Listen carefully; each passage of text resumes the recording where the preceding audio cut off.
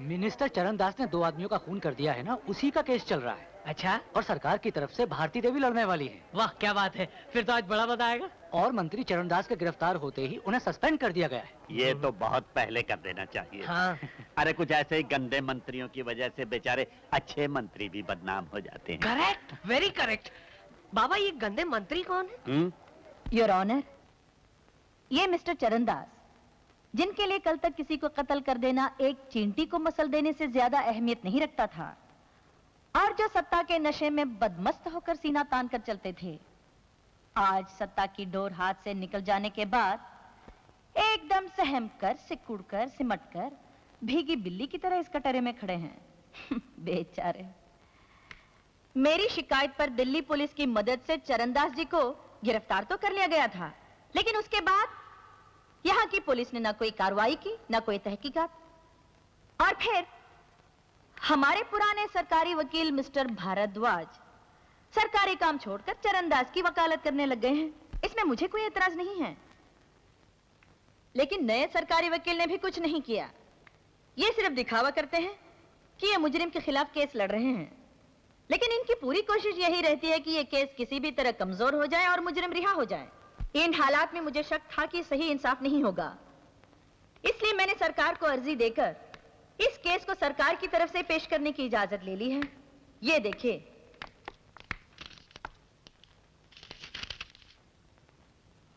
Yes, you may proceed.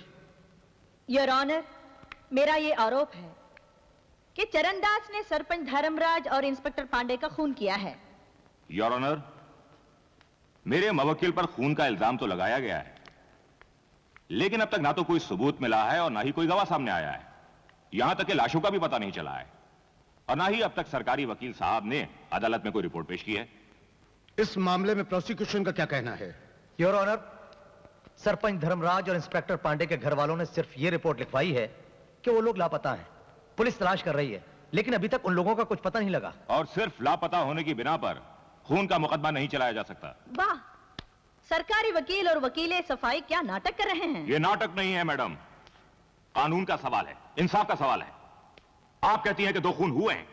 अगर खून हुए तो लाशों को मिलना चाहिए, उनका पोस्टमार्टम होना चाहिए और डॉक्टर की रिपोर्ट अदालत में पेश होनी चाहिए। यही खून के मुकदमे का तरीका है। बिना किसी ठोस सबूत के एक शरीफ और इज्जतदार आदमी को कानून के कटहरे में खड़ा कर देना ठीक नहीं है योर ऑनर। इसलिए अदालत से मेरी यह दरखास्त है कि मेरे मवक्किल पर चलाए गए इस बेबुनियाद मुकदमे को खारिज कर दिया जाए। मालूम पड़ता है वकीले सफाई को जिंदा इंसानों से ज्यादा मुर्दों से लगाव है, तभी लाशों की बिना पर इतना जोर दे रहे हैं। अगर इन्हें लाशें देखने की इतनी तमन्ना है तो मैं इनका ये अरमान पूरा किए देती हूँ। वो लाशें अभी तक उसी जगह पर हैं जहां खूनी ने खून करने के बाद उन्हें जमीन में गाड़ दिया था। इससे पहले कि वो लाशें वहां से गायब कर दी जाएं, मेरी अदालत से रिक्वेस्ट है कि इसी वक्त मेरे साथ चलकर उन्हें अपनी आंखों से देख लें। ठीक है, अदालत वहां जाएगी। बाबा आपका क्या ख्याल है, इतने दिनों के बाद वो लाशें वहाँ सही सलामत मिलेंगी? उन्हें कुत्ते और कीड़े नहीं खा गए होंगे? जरूर मिलेंगी। अरे कुछ ऑफिसर्स और पॉलिटिशियंस इतने सड़े हुए होते हैं कि उन्हें कुत्ते और कीड़े भी नहीं खाते, चाहे भूखे मर जाएं।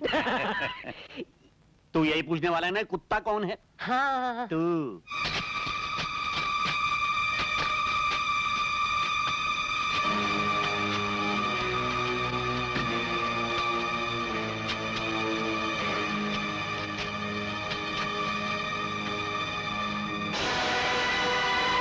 योर ऑनर, यह सच है कि धर्मराज और इंस्पेक्टर पांडे की लाशें बरामद हुई हैं, लेकिन इससे यह साबित नहीं होता कि यह खून चरणदास जी ने किए हैं। योर ऑनर, ये एक वीडियो फिल्म है।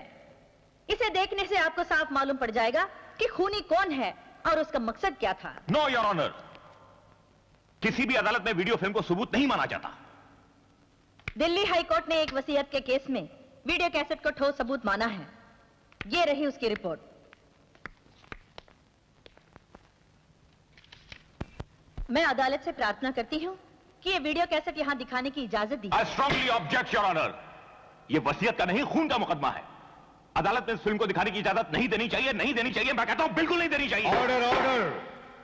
अदालत ये हुक्म देती है कि दोपहर के सेशन में ये वीडियो कैसेट दिखाने का इंतजाम किया जाए। बाबा आपको पता है इस फिल्म का हीरो और हीरोइन कौन है? तेरी माँ और तेरा बाप। क्या बात है? मेरा बाप कौन है? मैं नहीं हूं।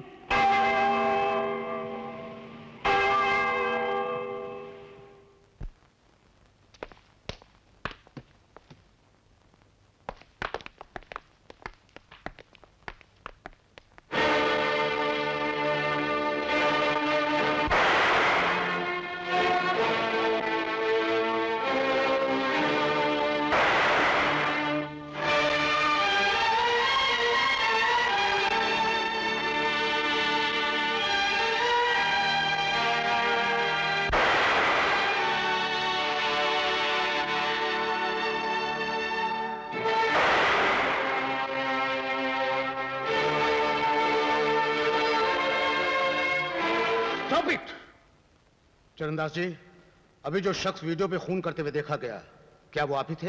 हाँ, हूं तो मैं ही, लेकिन ये सब कैसे हुआ कुछ समझ में नहीं आ रहा है। जरूर मेरे साथ कुछ धोखा किया गया है। योर ऑनर, इस वीडियो फिल्म का होना इस बात का सबूत है कि किसी को पहले से ही यह पता था कि खून होने वाले हैं, इसलिए मौका वारदात पर उन्होंने पहले से ही वीडियो कैमरा लगाकर रख दिया, अपनी आंखों के सामने खून होते हुए देखे और फिल्म उतार ली। और इस फिल्म की प्रोड्यूसर और डायरेक्टर हैं मिस जूली। यह सबूत नहीं है योर ऑनर, बल्कि मेरे मवक्किल को फंसाने की एक घिनौनी साजिश है, एक चाल है। यस मिस्टर भारद्वाज, ये सच है, ये फिल्म एक चाल है। योर ऑनर, इस फिल्म में जूली का रोल अदा करने वाली इस औरत का असली नाम जूली नहीं है। ये मिस्टर भारद्वाज भी जानते हैं, सरकारी वकील भी जानते हैं और चरणदास भी जानते हैं, मगर पूरे मुकदमे के दौरान इन्होंने कभी यह जाहिर होने नहीं दिया कि ये इस बात को जानते हैं, क्योंकि इनको डर था कि ये जाहिर होने से कहीं वो खुद न फंस जाए। इसका असली नाम है आरती वर्मा। मिस जूली, क्या ये सब सच है? हाँ जज साहब, ये सच है।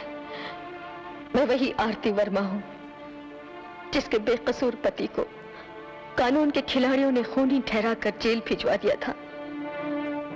मैं वही आरती वर्मा हूं जो धर्म, समाज और भगवान से डरकर जीती थी, पर मुझा भागन को गांव के सरपंच ने वैश्या ठहराकर मेरी छोटी सी बच्ची के साथ गांव से बाहर निकाल दिया था और पुलिस के हवाले कर दिया था। मैं वही आरती वर्मा हूं जिसने उस पुलिस ऑफिसर से इंसाफ मांगा, बदले में उसने मेरा शरीर मांग लिया।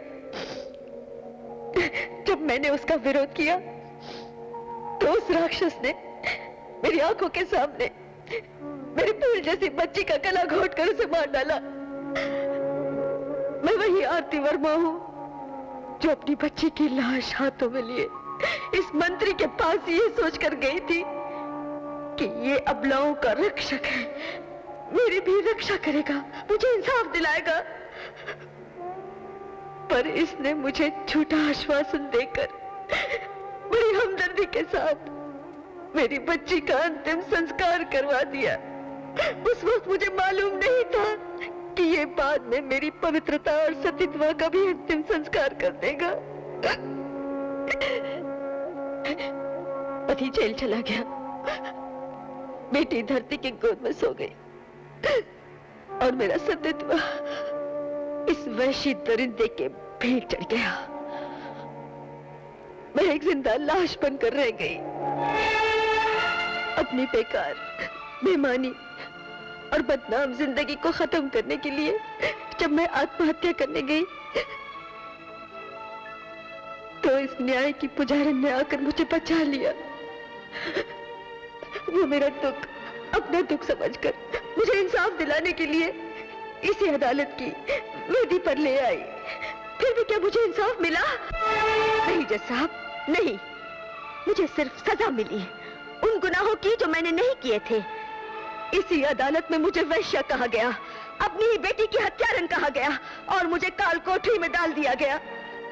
मुझे वो सजा देने वाले महान न्यायाधीश और कोई नहीं थे जज साहब, आप थे, आप।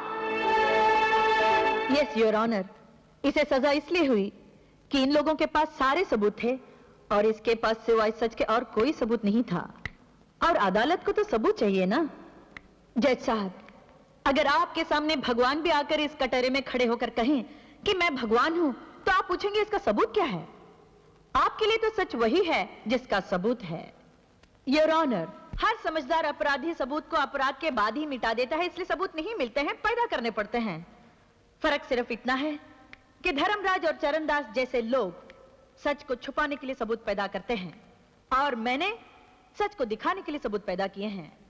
उनमें सबसे अहम सबूत है ये वीडियो कैसेट। जैसा कि मैंने पहले भी कहा था, इस वीडियो कैसेट को देखने के बाद ये साफ जाहिर हो जाता है कि ये दोनों खून किसने किए हैं और क्यों किए हैं। योर ऑनर, इसके बाद भी अगर आप इंसाफ न कर सकें तो भगवान के लिए इस अदालत को आप बदनाम मत कीजिए।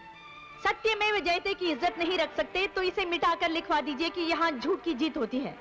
सच बोलने वालों को सजा दी जाती है, इंसाफ मांगने वालों को जेल भेज दिया जाता है, जैसे कि आज तक आरती वर्मा के साथ होता रहा है। लेकिन अब मैं इसके साथ ऐसा नहीं होने दूंगी। अगर अदालत से इसे इंसाफ नहीं मिला तो ये वीडियो फिल्म सारी जनता को दिखाई जाएगी, पार्लियामेंट में पेश की जाएगी, सारी दुनिया के सामने लाई जाएगी। इस बार मैं आरती को इंसाफ दिलाकर रहूंगी, चाहे इसके लिए मुझे कोई भी कुर्बानी क्यों न देनी पड़े। That's all, Your Honor. वाह, बहुत खूब। क्या सुंदर और मजबूत दलील पेश की है भारती देवी ने। अरे कानून की किताब हाथ में लेकर इतनी बहादुरी से लड़ी है। अगर कहीं इसके हाथ में तलवार आ जाती तो झांसी की रानी बन जाती। Correct correct. ये झांसी की रानी कौन थी?